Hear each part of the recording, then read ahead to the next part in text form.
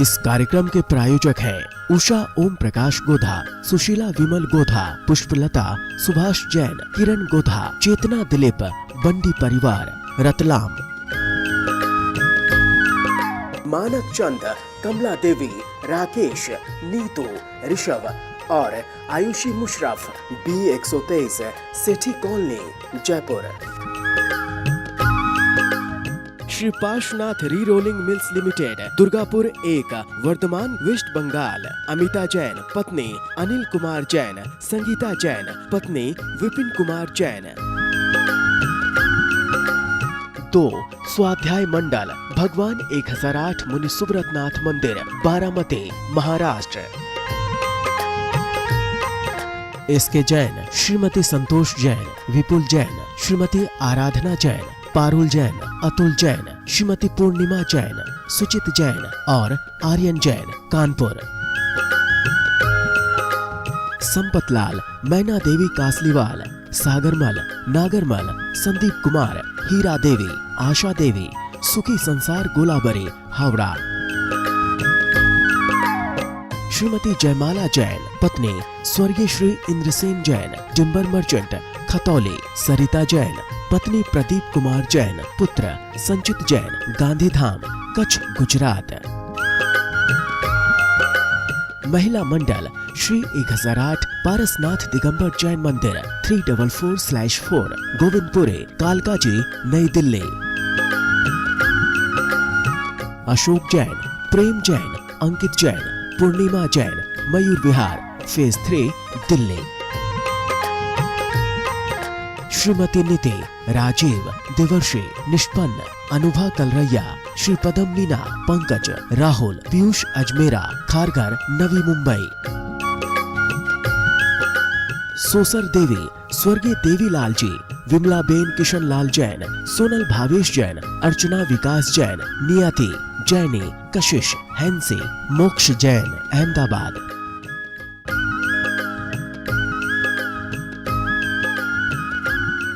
जय श्री नमः श्री वर्धमानाय निर्धूत कलिनात्मने सालोकानां त्रिलोकानां यद विद्या दर्पणायते।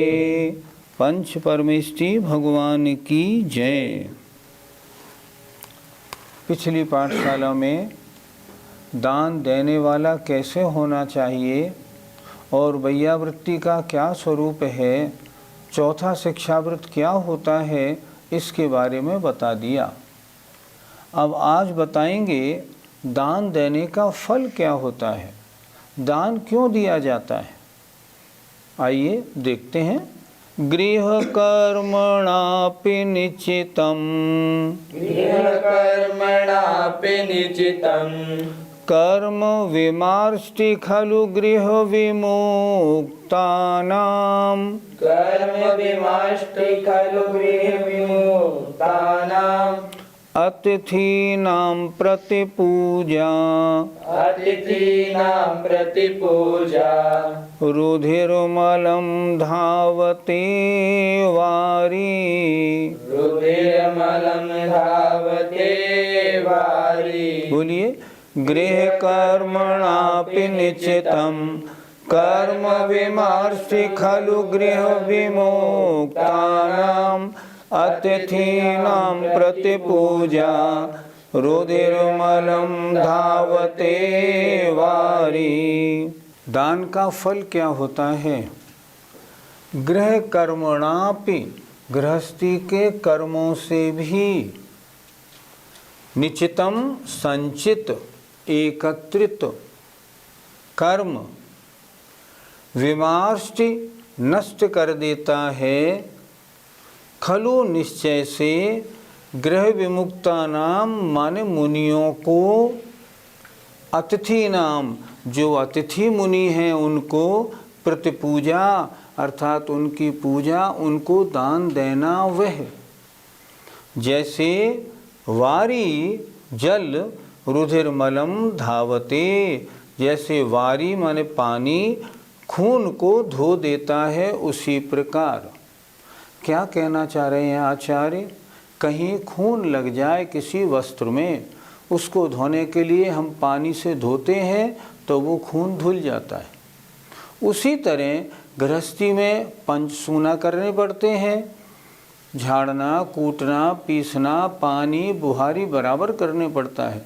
और उस आरंभ से जितने पाप कर्म एकत्रित होते हैं वो सारे पाप कर्म मुनिराजों को, इन अतिथियों को दान देने से ऐसे धुल जाते हैं जैसे खून पानी से धोया जाता है, ये कह रहे हैं। जरा देखिए एक बार, गृह विमुक्ता नाम मुनियों को, जो अतिथि हैं उनको दान देना। गृह विमुक्ता नाम अतिथि नाम, अर्थात गृह से रहित अतिथियों को प्रतिपूजा, उनकी पूजा, सम्मान अर्थात दान देना, वह गृहस्थी के कर्मों से संचित जो कर्म हैं उनको निश्चय से नष्ट कर देता है। जैसे खून का दाग हो, शरीर पर कहीं खून लग गया हो, कैसे धोते हैं? पानी से उसको धो दिया जाता है। उसी प्रकार जो गृहस्थी है वो तो कूटना, पीसना, पानी, बुहारी, अग्नि जलाने वाले 5 आरंभों को नित्य करता है। एक बार नहीं, 20 बार रोज करता है। इन आरंभों में हिंसा होती है, पाप लगता है, पाप लगता है। अब ये पाप धुले कैसे? तो वो कहते हैं मुनि महाराजों को दान देने से ये पाप धुलते हैं। इसलिए दान देना गृहस्थ के लिए बहुत ज़रूरी है। और कहते भी हैं जो गृहस्थ दान नहीं देता उसका गृहस्थ का घर घर नहीं श्मशानवत है। आचार्यों ने ऐसा लिखा है। पंडित जी, क्या दान देने से पुण्यबंध नहीं होता? पाप कर्मों का नष्ट होना भी तो पुण्य का काम हुआ। जैसे माइनस बैलेंस को हमने ठीक कर दिया तो प्लस बैलेंस ही तो हुआ।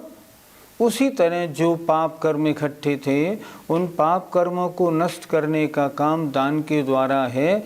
ये पुण्यबंध जैसा ही तो हुआ, इसमें आपत्ति क्या है? पंडित जी, गृहस्थ आरंभ के पाप को धोने के लिए क्या करे? यही तो इस श्लोक में बताया है। जैसे खून को पानी धोता है उसी तरह हर गृहस्थ को दिन भर पंचसूना, आरंभ, व्यापार सब में उसके पाप का संचय होता ही होता है। जितने सांसारिक कार्य हैं उनमें पाप ही तो होना है। फिर उनको धोने के लिए क्या करे? मुनि महाराजों को दान दे। 4 प्रकार का दान देने से वो पाप कर्म धुलते हैं। अब प्रश्न है, हमारे यहाँ तो मुनि महाराज आते ही नहीं, फिर क्या करें?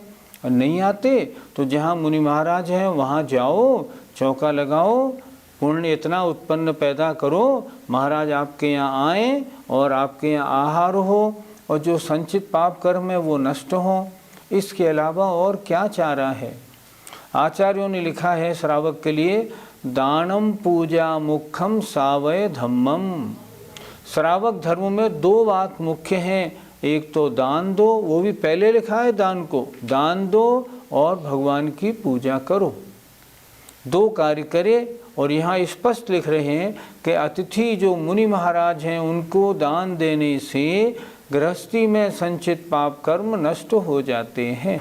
जब मुनिराज को दान दिया जाता है तो नवदा भक्ति की जाती है। इस नवदा भक्ति का फल क्या होता है? आचार्य स्वयं एक श्लोक में लिख रहे हैं, उच्चैर्गोत्रं प्रणते, उच्चैर्गोत्रं प्रणते, भोगो दानादुपासनात् पूजा, भोगो दानादुपासनात् पूजा, भक्तिः सुंदर रूपम, भक्तिः सुंदर रूपम, स्तवनात् कीर्तिस्तपो निधिषु, विश्वनाथ कीर्तिस्तपो निधिषु। बोलिए, उच्चैर्गोत्रं प्रणते, भोगो दानादुपासनात् पूजा, भक्ते सुंदर रूपम, स्तवनात् कीर्तिस्तपो निधिषु। कोई मुनि महाराज जब हमारे चौके में पधारते हैं, हमारे पुण्य का उदय होता है, तब आते हैं, तब उनको जो दान देते हैं उसका फल क्या होता है। देखें, उच्चैर गोत्रम प्रणते, मुनि महाराज को प्रणाम नमस्कार करने से उच्च गोत्र का बंध होता है। भोगो दानात, उनको दान देने से तरह तरह के सांसारिक भोगों की उपभोगों की प्राप्ति होती है। उपासनात पूजा, उनकी उपासना करने से पूजा माने सम्मान मिलता है। भक्ते सुंदर रूपम, भक्ति करने से सुंदर रूप प्राप्त होता है। और स्तवनात्, और उनका स्तवन करने से कीर्ति यश प्राप्त होता है। किनकी? तपोनिधिषु, जो तप के भंडार ऐसे मुनि महाराज हैं उनकी।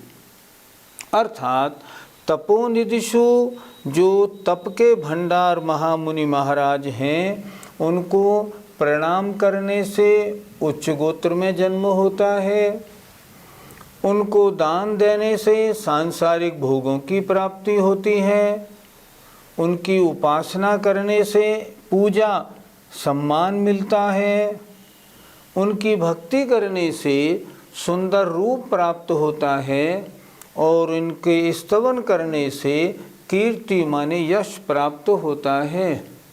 इसलिए गृहस्थ का कर्तव्य है, यदि अगली पर्यायों में इन सब चीज़ों की चाह हो, सांसारिक सुखों की वांछा होना, तो दान खूब दे। वांछा रहित होके अगर दान देगा फिर तो बात ही क्या है, ये चीज़ें सब अपने आप मिलेंगी। कोई कहते हैं ना, हम नीच गोत्र में क्यों उत्पन्न हुए? इसलिए हुए कि आपने पिछले जन्मों में दिगंबर मुनि महाराजों को प्रणाम नहीं किया, इसलिए आपको नीच गोत्र मिला। हम इतने गरीब क्यों बने? इसलिए बने, दान नहीं दिए तो भोग कैसे मिलेगा। इस तरह इस श्लोक का अर्थ समझना चाहिए। बहुत अच्छा श्लोक लिखा है। पंडित जी, यदि कोई व्यक्ति अच्छे अच्छे कार्य करता हो तो भी उसका यश नहीं फैलता, ऐसा क्यों? इसका मतलब है उसने पूर्व जन्म में मुनिराजों का स्तवन नहीं किया। अगर मुनिराजों का स्तवन करता ना तो यश कीर्ति नाम कर्म का बंध होता और उस कारण अच्छे काम करने वाले का यश तो खूब फैले। लेकिन मुनि महाराजों को दान तो दे। अगर दान नहीं दिया है तो यश कैसे मिलेगा? पंडित जी, मुनि राजाओं को प्रणाम करने से क्या होता है? मुनि राजों को प्रणाम करने से श्लोक में लिखा है उच्चैर गोत्रम प्रणते, प्रणाम करने से उच्च गोत्र प्राप्त होता है। अर्थात राजा, बड़े बड़े सेठ साहूकार और उच्च चक्रवर्ती इत्यादि में जन्म किस कारण से होता है? मुनि महाराजों को दान देने से। हम प्रथमान योग पढ़ते हैं, प्रथमान योग में हम देते हैं जो जीव सम्यक दृष्टि हो और खूब दान देते हैं वे ही चक्रवर्ती, तीर्थंकर आदि पदों को प्राप्त करते हैं। इसलिए उच्च गोत्र, ऊंचे कुलों में जन्म कैसे होता है? इन महामुनिराजों को प्रणाम करने से। ये नवधा भक्ति का फल है। अब दान नहीं दें तो उच्च गोत्र कैसे प्राप्त हो? चाहते तो सब हैं हमें उच्च गोत्र प्राप्त हो, कुलीन खानदान अच्छे घर में हमारा जन्म हो, लेकिन दान देने से पीछे हटेंगे तो कैसे मिलेगा? इसलिए इन मुनिराजों को प्रणाम करने से उच्च गोत्र में जन्म होता है। पंडित जी, मुनिराजों को दान देने से क्या फल मिलता है? भोगो दानात्, कितना स्पष्ट लिख रहे हैं आचार्य समर्थभद्र महाराज। अर्थात दान देने से सांसारिक भोगों की प्राप्ति होती है। हम चाहते तो हैं हम राजा बने, साहूकार बने, बड़े बड़े पदों पर हम आए, लेकिन हम दान देने में पीछे हटते हैं। कितना अच्छा लिख रहे हैं, दानात् भोगो, सांसारिक भोगों की प्राप्ति उन्हीं जीवों को होती है जिन्होंने पिछले भव में खूब दान दिए होते हैं। आहार दान दें, शास्त्र दान दें, अभय दान दें, उपकरण दान दें, 4 प्रकार का दान खूब देंगे तो क्या होगा? अगले भवों में सांसारिक भोगों की प्राप्ति स्वयमेव होगी। जितने महापुरुष हैं उनका जीवन चरित्र यही बताते हैं। पंडित जी, मुनिराज की उपासना करने से क्या फल मिलता है? लिखा है उपासनात पूजा। अगर इन त्यागी वृत्तियों की उपासना की जाती है तो उपासना करने से पूजा सम्मान मिलता है। समाज में, देश में, अपने जहाँ सब लोग रहते हैं वहाँ हम सम्मान की दृष्टि से अपने आप देखे जाते हैं। ऐसे कर्मों का बंध होता है जो अपने आप सम्मान मिलता है। मांगा नहीं जाता सम्मान कि मैं इसलिए दान दे रहा हूँ, इसलिए पूजा कर रहा हूँ ताकि मुझे सम्मान मिले, ऐसा कुछ नहीं। लेकिन जो इन वृत्तियों की, त्यागियों की, मुनिराजों की उपासना करने वाले होते हैं, जो नवदा भक्ति पूर्वक इनको आहार देते हैं, अगले जन्मों में और इस जन्म में भी उनका बहुत समाज में बहुत सम्मान, देश में बहुत सम्मान होता है। पंडित जी, सुंदर रूप की प्राप्ति किस कारण से होती है? लिखा है भक्ते सुंदर रूपम। जो इन आचार्य उपाध्याय साधु परमेष्ठी की वृत्तियों की, त्यागियों की भक्ति करते हैं, उन्हें अगली पर्यायों में अपने आप सुंदर रूप प्राप्त होता है। पहले हरवंश पुराण पढ़ा था तो उसमें पढ़ने को मिला बलदेव कितने सुंदर थे कि जब वो नगरी में निकलते थे तो सारे स्त्री पुरुष अपना काम छोड़ के उनको देखने लगते थे। लेकिन हम ये भी तो देखें उन्होंने पूर्व जन्म में क्या किया। उन्होंने पूर्व जन्म में खूब दान दिया, खूब भगवान की पूजा की। नतीजा क्या हुआ? उनको बहुत सुंदर शरीर मिला। जितने भी ये 63 साल का पुरुष होते हैं ये अत्यंत सुंदर, संस्थान भी नंबर 1 और सैनन भी नंबर 1 उसके होते हैं। कारण क्या है? पूर्व जन्म में इन्होंने खूब दान और पूजा की होती है। जो दान करते हैं उनको सुंदर रूप मिलता है। पंडित जी, शास्त्र दान देने से क्या फल मिलता है? आचार्य कुंद महाराज का जब जीवन चरित्र पढ़ा तो जीवन चरित्र पढ़ने से ये मालूम हुआ कि उन्होंने पूर्व भव में जब वो ग्वाला थे तब उन्होंने एक कोटर में रखा हुआ कोई शास्त्र किन्हीं मुनि महाराज को दान में दिया था। उस दान देने का फल ये मिला कि वे आचार्य कुंद जैसे महान ज्ञानी बने। आजकल लोग कहते तो हैं हम इतना शास्त्र पढ़ते हैं हमें याद नहीं होता, हमें ज्ञान नहीं होता। इसका कारण क्या है? ज्ञानावरणी कर्म का क्षयोपशम नहीं। क्षयोपशम क्यों नहीं? पूर्व जन्म में ज्ञान दान नहीं दिया। अब क्या करें फिर? अब ये करें कि अब ज्ञान दान में अधिकता करें। ज्ञान दान में अधिकता के लिए क्या किया जाए? अपने शहर में शास्त्र पढ़ाने वाली, लोगों को धर्म सिखाने वाली पाठशालाएं खुलवाएं। ऐसे शास्त्रों को वितरित कराएं जिन शास्त्रों के पढ़ने से लोगों में धर्म की वृद्धि हो। उन पाठशालाओं में पुरस्कार वितरण कराएं। पाठशाला में जो अनुपस्थित रहें उनको घर से बुला के लाएं। शास्त्र बंटवाने में सबसे आगे रहें। ऐसे कार्य अगर करेंगे तो अगले जन्मों में ज्ञान अपने आप क्षयोपशम बहुत अच्छा होने से आएगा। इसलिए ज्ञान दान देने से, शास्त्र दान देने से ज्ञान बहुत अच्छा, ज्ञान का क्षयोपशम मिलता है। पंडित जी, औषधि दान देने का क्या फल होता है? औषधि दान देने से निरोग शरीर प्राप्त होता है। आज जो भी बीमार लोग, जो भी काने कुबड़े आदि लोग दिखाई पड़ते हैं, ये क्यों दिखाई पड़ते हैं? ये बीमार लोग हैं। क्यों? इन्होंने पहले जन्मों में औषधि दान नहीं दिया। क्या करें? औषधि दान दें ताकि आगे ऐसी नौबत नहीं आए।